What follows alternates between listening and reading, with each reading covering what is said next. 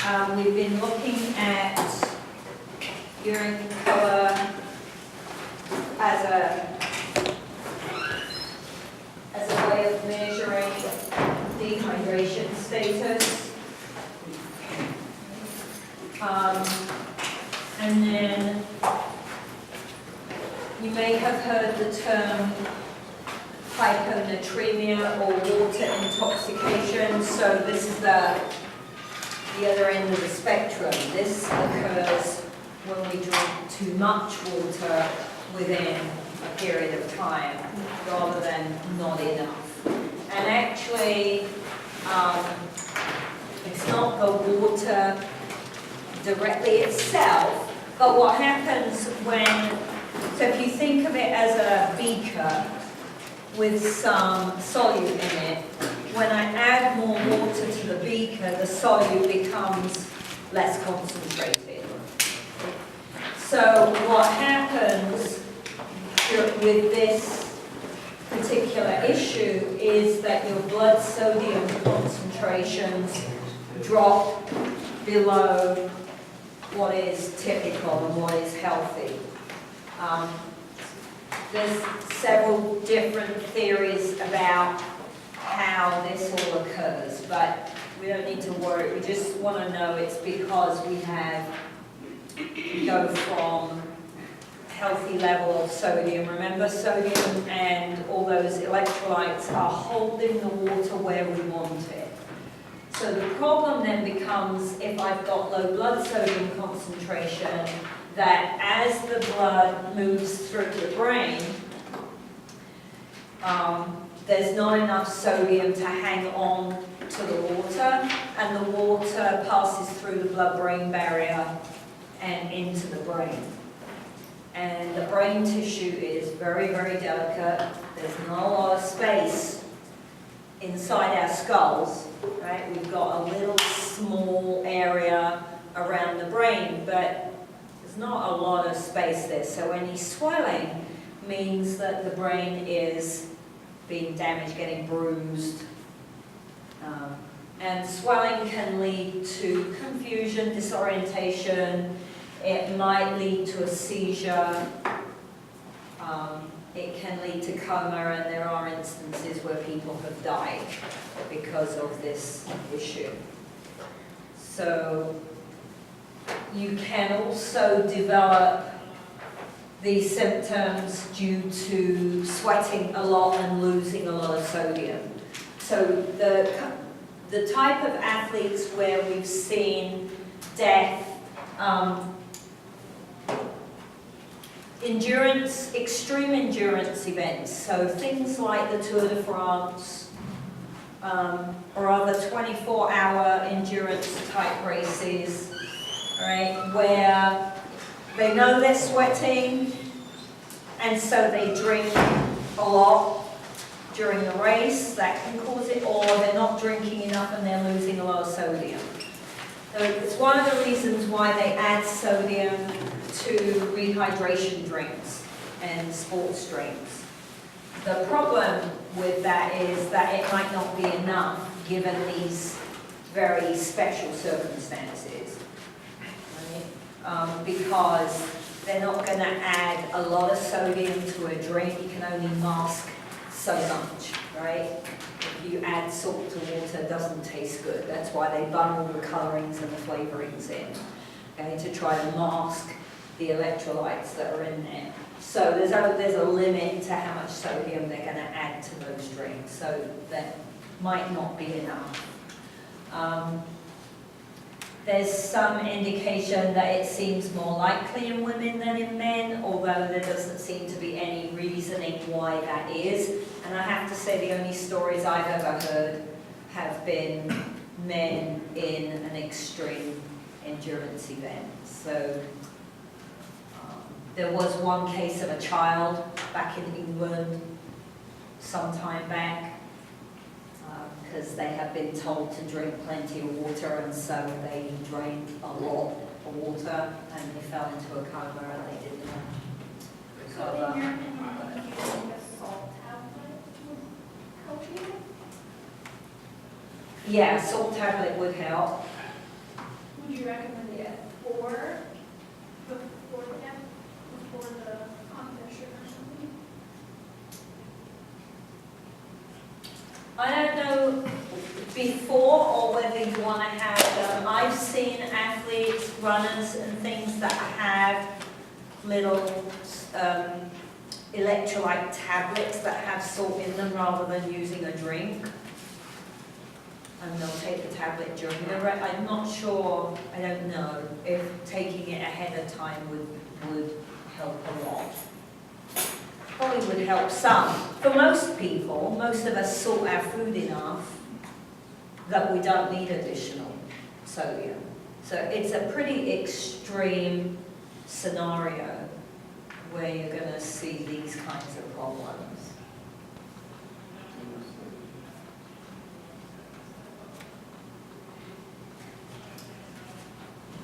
So the key is to maintain hydration, right? If you have a look, the book gives you some hydration guidelines.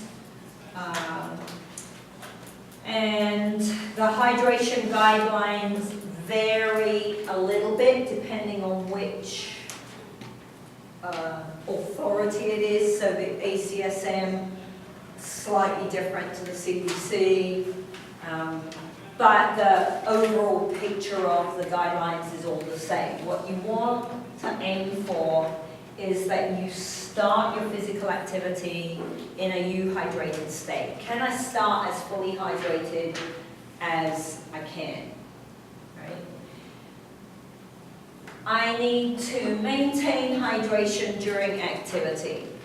So historically, that one has been a bit of an issue in PE classes and certain sports because we don't let the kids stop once they've started, right? They're not allowed to leave the gym and go get a drink. They have to wait until the end of class. But we said that if they're thirsty, then that's already indicating that they're starting to be dehydrated, right? So if a child is saying they're thirsty, or one of your athletes is saying, I'm thirsty, I need a drink, it would be wise to let them go and take the drink because, again, under certain environmental conditions, being thirsty could actually be quite dangerous. Make sure you rehydrate after the activity. And again, we mentioned this a little bit, but they have a piece on page 301. Right? If I weigh myself ahead of time and then I weigh myself after the activity, if I haven't managed to maintain my hydration, then my weight will go down and I can calculate how much fluid I need to take on board to get back to being hydrated again, right? Best strategy though is to try to maintain that hydration during the activity.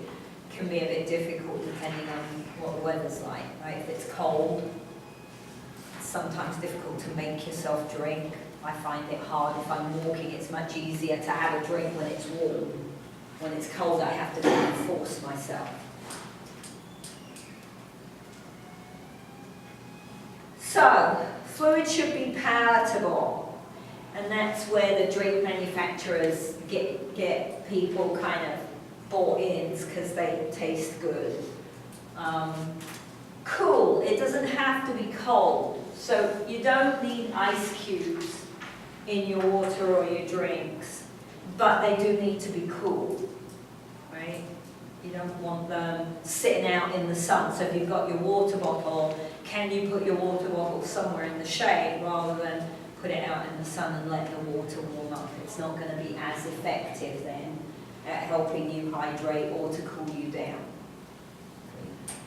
And it might need electrolytes, again, depending upon the length of the activity, the weather, right? Clothing choices if you have a choice. Drink temperatures want to be 50 to 70 degrees, so not icy cold. Bless you. And the electrolytes, as I say, If I'm exercising for less than an hour, and it isn't really hot and or humid, particularly hot and humid, that's a bad combination.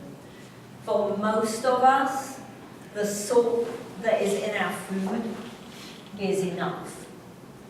Okay? We either buy foods that have a high salt content in them, or if you're naughty like me, you chuck loads of salt on your dinner. Okay? Okay? Salt doesn't, we'll talk about salt and blood pressure, but salt doesn't necessarily lead to high blood pressure for everybody. So it just depends whether you're sensitive. So adding salt to your food isn't necessarily unhealthy from a blood pressure point of view. So one of the recommendations then when you look at the guidelines is that as much as possible you try to develop a hydration plan that's individualized. So again, that's a little bit tricky if you're the football coach, I understand that. I've got 150 athletes, really I'm supposed to tell every single one of them how much water they need to drink based on, right? That might be tricky. Is it the best thing to do? Yes. Is it realistic? Probably not. Right? So teach them about the urine chart and give them a moderate level of fluid you want them to aim for based on keeping an eye on the urine chart. Right? They might need to add more, they might need to drop back a little bit. Also, have to pay attention to what time of the year, what part of your program are you in? Right? How much water I need if I'm training outside in the summer in Alabama is not the same as how much I need if I'm training indoors in New York in the winter. Right? Or if I'm in New Mexico, if we're in Portales and we're here all year, do I need the same amount of water in the winter that I need in the summer? You might actually even need a little bit more in the winter because it gets so dry, right? In the summer, we get our rain in theory. Doesn't happen very often, but in theory, right? We have our rainy season, June, July. Humidity should be a little bit up. But in the winter, when it's cold, it's very, very dry here. So I have to adjust it. So I still say urine chart, use the urine chart, good plan. Okay, and these are some of the guidelines for hydration. As I say, they're slightly different, but the idea is the same. Start you hydrated, maintain hydration, rehydrate after you finish. Okay? Question. So let's see, who's got their water bottle with them? Who are you? Good job, guys. That's what you need. Carry it with you all the time. All right, so.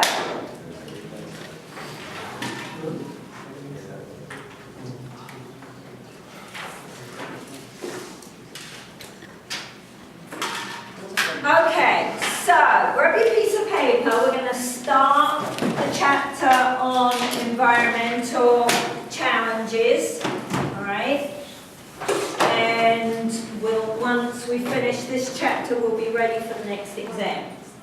Okay.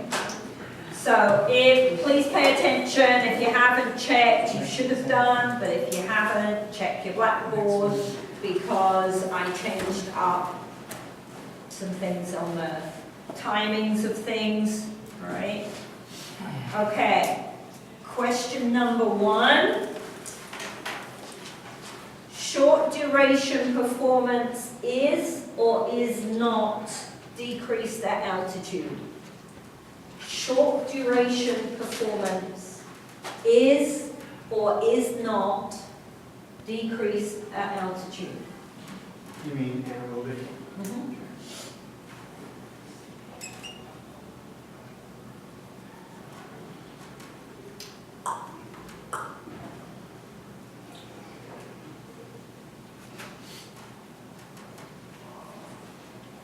All right, question number 2.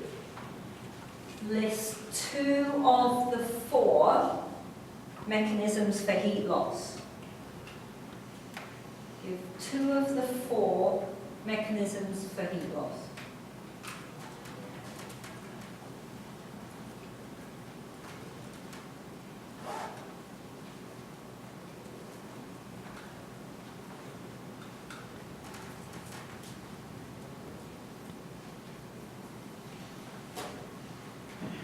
Right.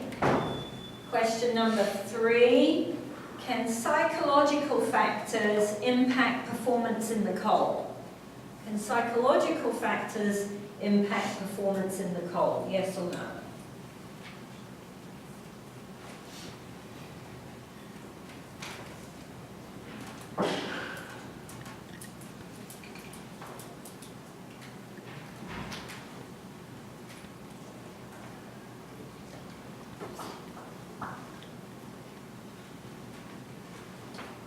All right. Okay, make sure you've got your name on it. Swap off.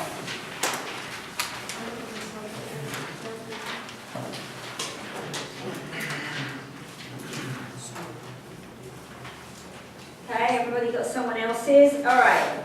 Short duration performance is not decreased at altitude. Is not decreased at altitude.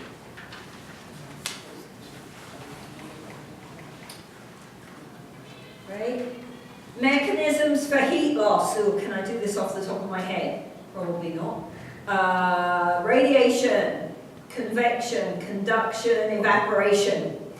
Half a point.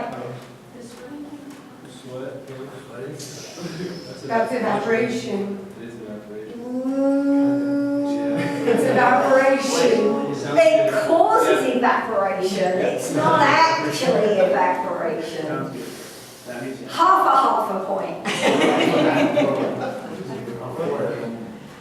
half a point. All right, and psychological factors can impact performance in the cold, so yes.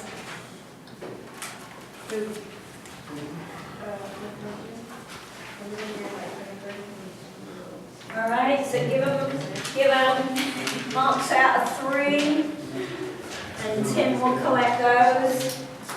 And we're going to start. Can you see this background, or do I need to turn the light off? It's hard to see. One of these days I'll remember to change the colour of this. Right?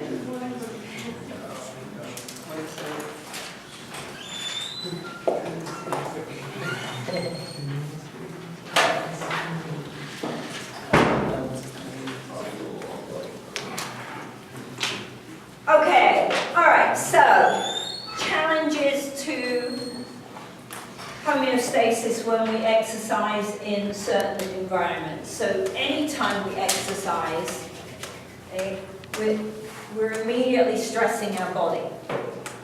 Exercise, even though it's a positive thing to do for health, is still considered a stressor, and so we've got to watch the levels of exercise.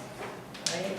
So when we add in heat, cold, altitude, these things add additional stress to the body. And so there's some quite significant challenges to how I cope if I'm trying to exercise under these conditions. Okay. As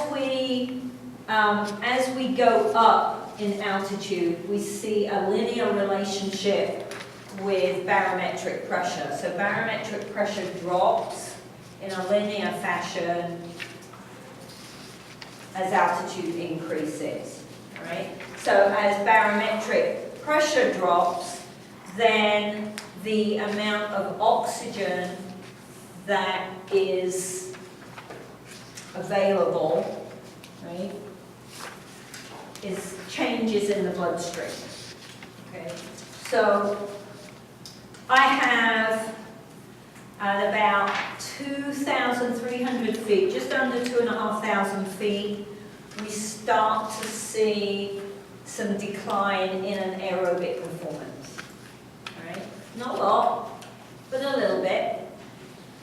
At 5,000 feet, generally textbooks tend to consider 5,000 feet is physiological altitude. That's where we start to see much more decrease in performance. So the declines become much more obvious at 5,000 feet and above. And by around 7,200 feet, the declines are really pretty significant. That's the threshold for dramatic effects on performance. So here we're just around 4,000 feet, right? So we will see if you bring athletes in who have been living at sea level, particularly if they grew up at sea level, then when they first come to Eastern, they're going to struggle for a few weeks. Right?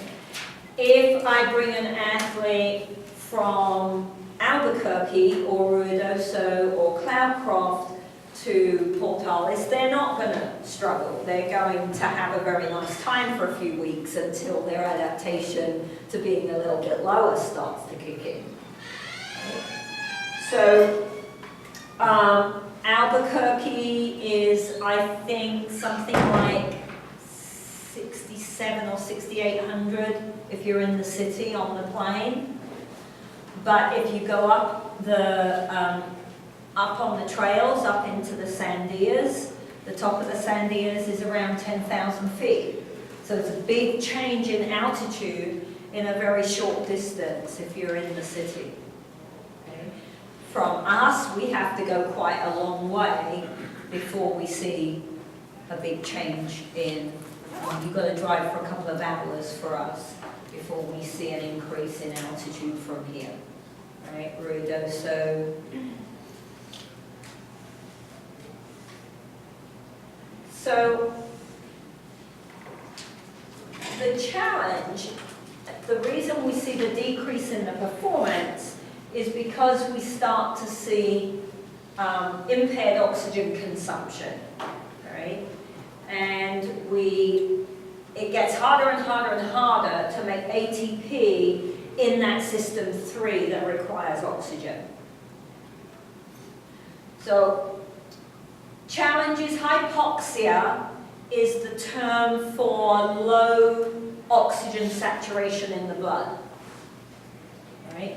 And if you remember, what we were aiming for is as much hemoglobin with as much oxygen as possible. We want to be 100% saturated for really good aerobic performance. So the higher we go, the harder it becomes to get that oxygen onto the hemoglobin. Right? It's not because there's a lack of oxygen, it's because of this barometric drop. So at sea level, barometric pressure is 760 millimeters of mercury.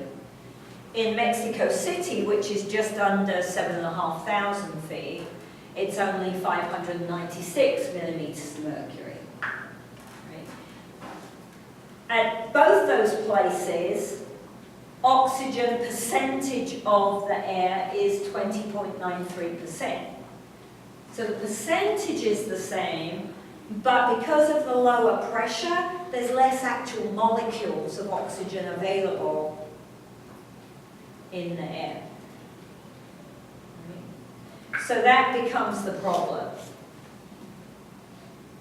If I drop the barometric pressure, we reduce our partial pressure of oxygen. So this is, remember when we did our high-low, right? And we talked about our car and our hill. Okay. So if I'm at sea level, the pressure gradient is like that. Okay. But if I'm in Mexico City, the pressure gradient is like that. So it's harder to move that oxygen across the membranes. Okay. Partial pressure of oxygen decreases as altitude increases. Then we have some other problems with going up in altitude that also affect performance, right? The higher we go, the colder it is, okay? Well, we'll talk about cold and impacts on performance, but one of the problems with cold is that cold air does not hold on to water molecules as well as warm air. So the level of humidity drops as you go higher up. And therefore, that impacts your hydration status. So that can be a problem, because now we've got less oxygen moving across the membrane from the air into your lungs and from your lungs into the bloodstream. And then we have an added problem, dilemma of dehydration. So those hydration guidelines become super important as we go up in altitude. And also, seems a little bit obvious, but there's increased solar radiation. The higher you go, the less atmosphere there is between you and up there. So radiation is higher. That puts you at risk for sunburn, increases your risk of dehydration. Right.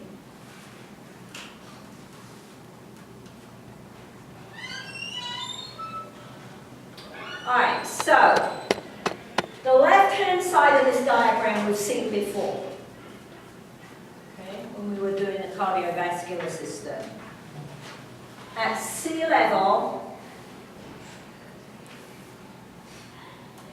partial pressure of oxygen is 159. The pressure in my lungs is 104, so I can breathe in. Right?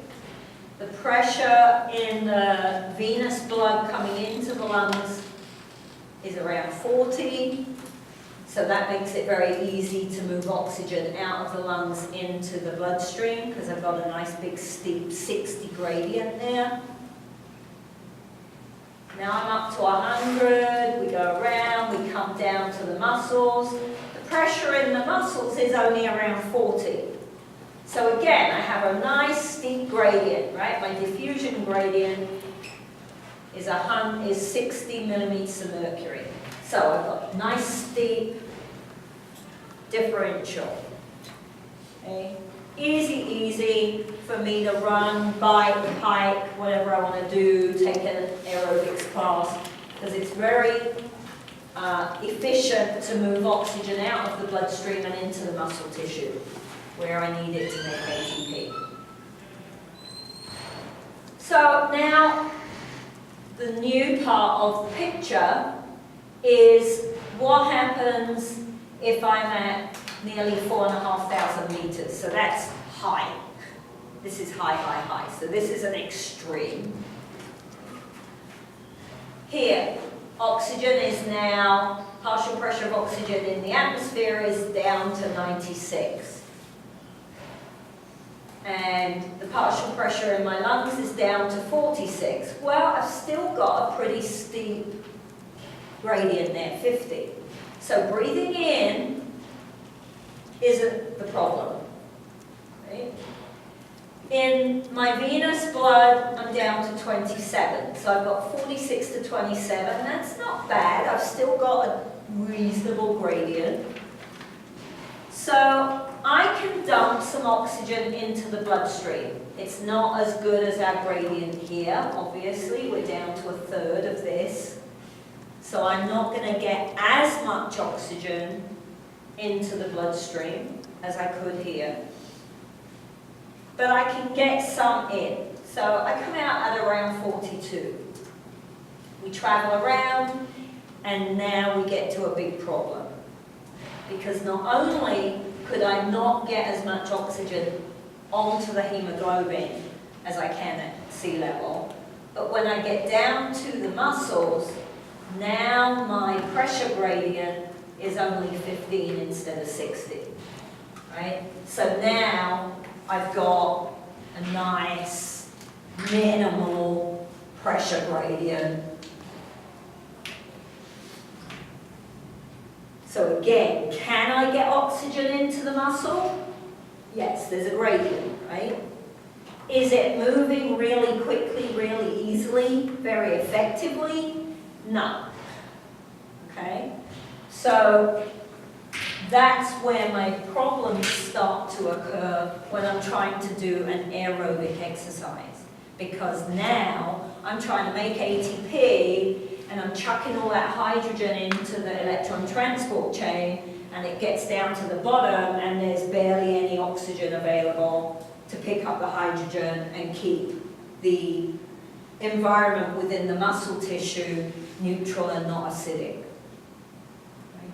So we run out of steam a lot quicker if we're working at altitude. We just can't make ATP quickly enough to generate energy for muscle contraction. And they have another version of that diagram on page 312. All right, so they're looking at the alveolus, but it's the same idea as this picture. So the book says that a hyperbaric environment, so an altitude environment, reduces the effectiveness of gas transport. Okay, so that's what we see. We can't get enough of it into the bloodstream, and then we can't get enough of it into the muscle tissue. Question?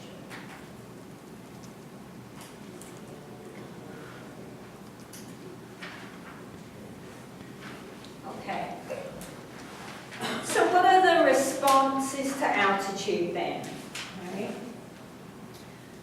First thing that happens, even if you just go to Albuquerque for the weekend, is before very long, right, almost immediately, when you get to Albuquerque, your resting heart rate is going to increase. Right? Because that's 2,500 to 3,000 foot climb in a couple of hours.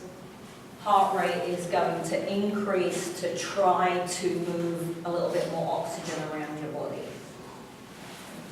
Blood pressure goes up at rest, at altitude, so you'll get some increase in blood pressure.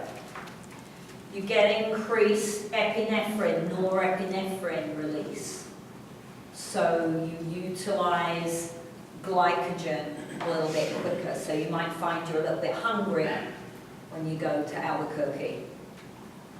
Okay. What about breathing rate?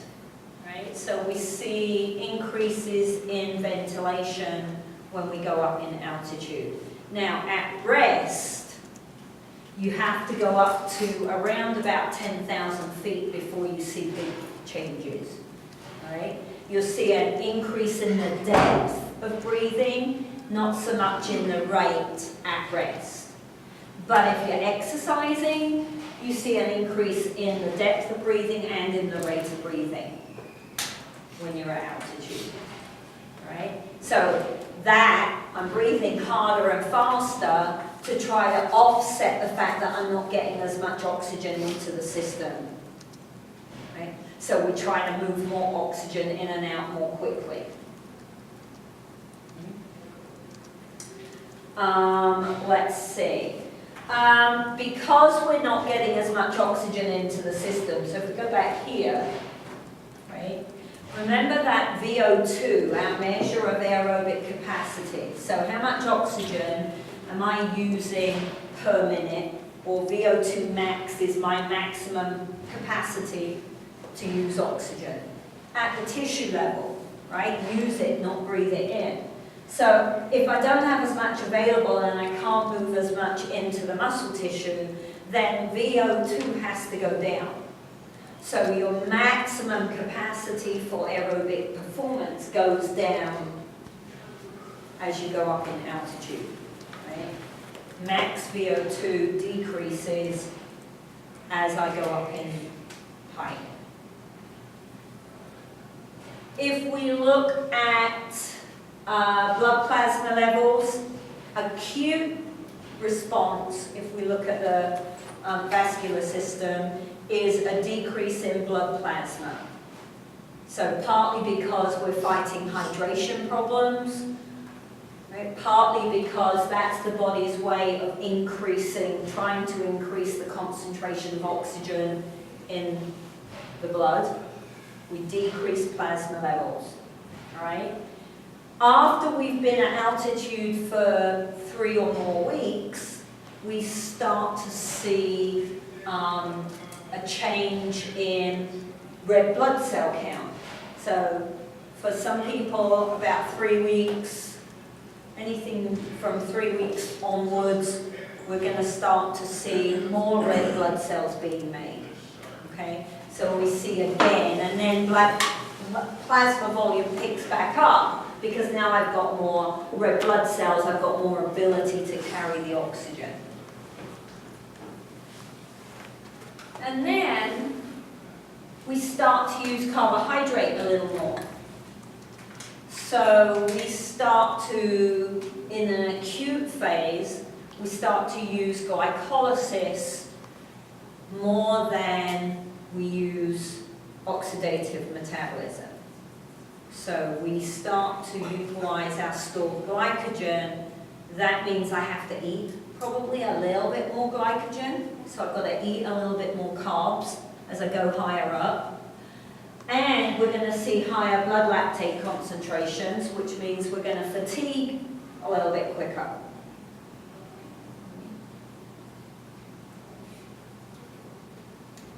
Chronically, athletes who are well trained burn more fat than people who are untrained when they're at altitude. Right? So if I've been training or training at altitude, I'm going to be better able to use my stored fat as an energy source than someone who's not trained. But that takes time. Anybody who goes straight up is going to switch to using more glycolysis in the short term. Right? At maximal intensities, we don't see much change, right? Because nothing's changed from what you do at sea level. If I'm working at 95, 97, 98%, then nothing is very different whether I'm at 10,000 feet or I'm at sea level, physiologically. So, short duration performance. Aerobic activities are the ones that get impacted because of the oxygen issue. And so, short duration, sprint, jump, throw, we don't see an impact on performance. So the altitude itself is probably minimal. There are some psychological issues. You know, people think, and there's a little bit of literature to support that because the air is thin, the ball flies faster. Right? So people think that they're going to throw faster or harder when they go up in altitude. There's not a lot of support. I think there's some old literature. So the first time they really sort of thought about world-class performance at altitude was in the Olympics in Mexico City. And quite a few of the sprint jump type events broke major records in that Olympics. So one of the arguments for why that happened was because projectiles move faster through the air. But you also had, around the same time, a pretty big change in training programs and understanding what was a good training program. So I'm not sure, and I haven't seen a lot of stuff that's recent that would support that. I don't do a throwing jumping. Who does a throwing jumping event? Yeah. Is it easier at altitude than it is Yeah, like you see more home runs are hit at higher altitude at higher than altitude? at lower altitude. Good stuff. Yeah. Not necessarily that it's easier to throw, but you Yeah. can see it changing the ball a little bit. I think anecdotally, most people seem to feel that. I just haven't seen a lot of recent literature that says, yes, we tested it and yes, it happened. But maybe it's because it's just accepted that it happens. I'm not sure. Long duration performance, so anything endurance, anything aerobic, we see a big difference. All right, so we see some pretty significant changes in time within a very short change in altitude. So on these graphs, the dotted line is 100% of your speed at sea level, okay?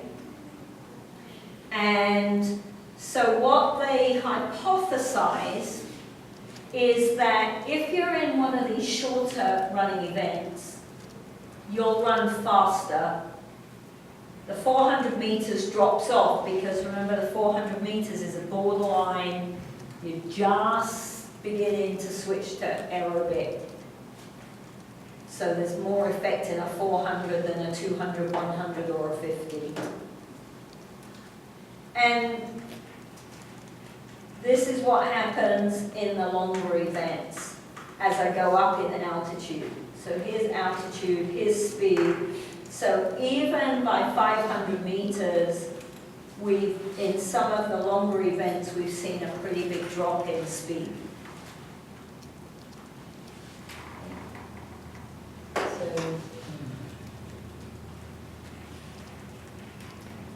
Okay, I'm going to go quickly through the altitude sickness because they've dramatically reduced this section in your book.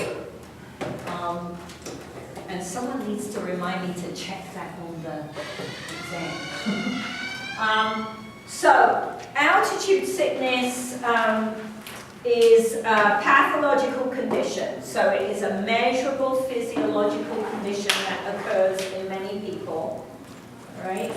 Caused by the reduction in the pressure of oxygen, so the availability of oxygen to the body. And the least dangerous version of altitude sickness is acute altitude or acute mountain sickness. And you tend to see signs of this in recreational athletes from around 8,000 feet, which is not very high when we live here, right? The interesting thing about the environmental chapter is everything we talk about applies when you live in New Mexico, right? So 8,000 feet is not that high from here. And if I go up quickly, I'm more likely to suffer some of the symptoms.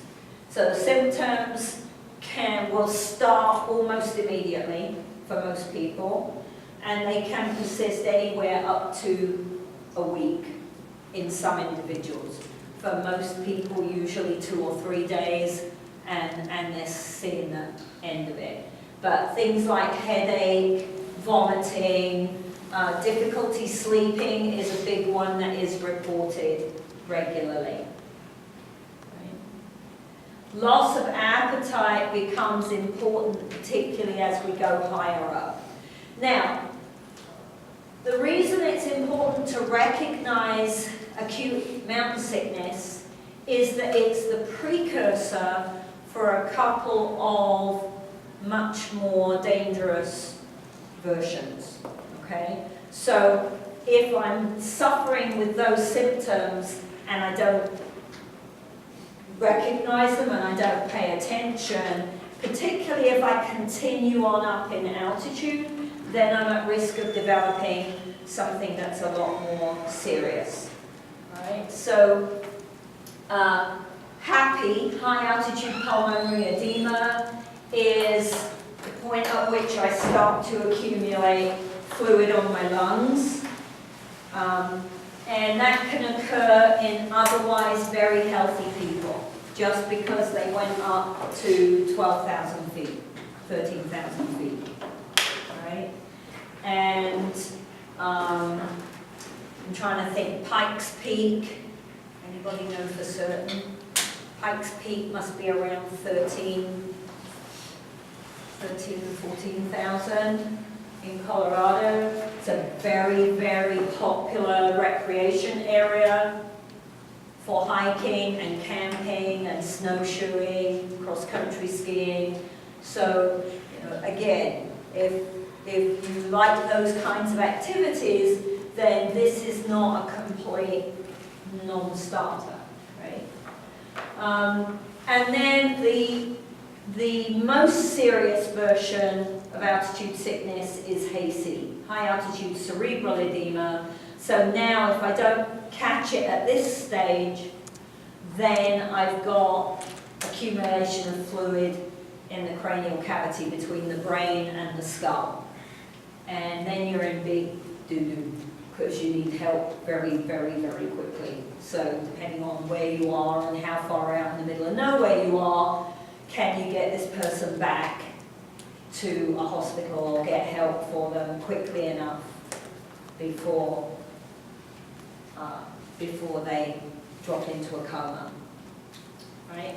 So to reduce the susceptibility to developing altitude sickness, the guidelines say try to go slowly. So don't go up to 12,000 feet the day you get to town. That's not always realistic.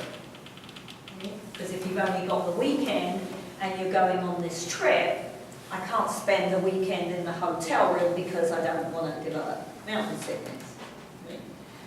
Limit initial exertion. So this is an important idea whether you're a recreational or a competitive athlete, right? If I'm going up significantly in altitude, then I have to expect that I can't work as hard as I do at home. Right? It is unrealistic of a coach to take his team up 5,000 feet and then tell them they've got to train the workout they did the previous week at home. Right? You've got to be prepared to allow your athletes or yourself, if it's you, or a family member, right? Because remember, always, always, always, responses to anything are individual. So just because you don't feel that bad at 8,000 feet does not mean that someone else in your family does not feel that bad at 8,000 feet, right? And maintaining your hydration status and paying attention to hydration is really important.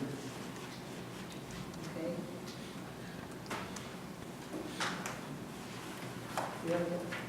Questions? All right, so we will finish altitude and then we'll start, I think the heat stress information is the next piece on Wednesday. This is still, you know how that works? Huh? This is still-